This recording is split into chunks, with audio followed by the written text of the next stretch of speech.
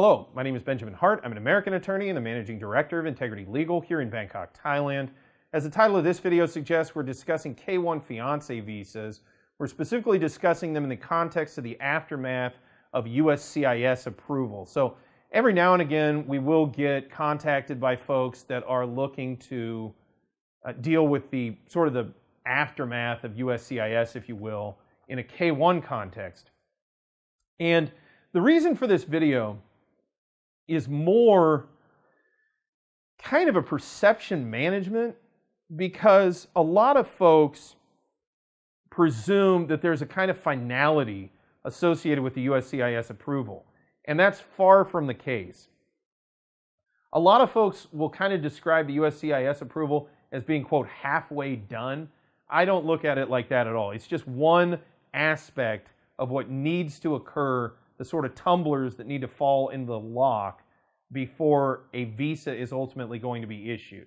And especially in this aftermath of COVID and dealing with all of these ongoing restrictions and frankly the staffing policies at various embassies, notably the one here in Bangkok, where frankly they're just not doing as many interviews as they once were. The overall process has, in my opinion, substantially changed compared to what it was a few years ago.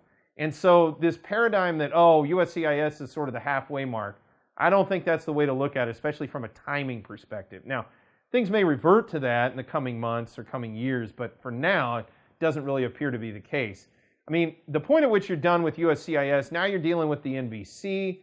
That's its own kettle of fish, and then you got to deal with the embassy before you're going to be even looking at a final interview date being set, and then ultimately, presumably, a visa being issued, or you're dealing with what's called a 221G request for further documentation after the interview if something is deemed to be missing by the interviewing consular officer. So, long story short, what now? Well, keep on going. You know, you've definitely hit a mile marker in the sense of USCIS approval, but it's not the end of the road.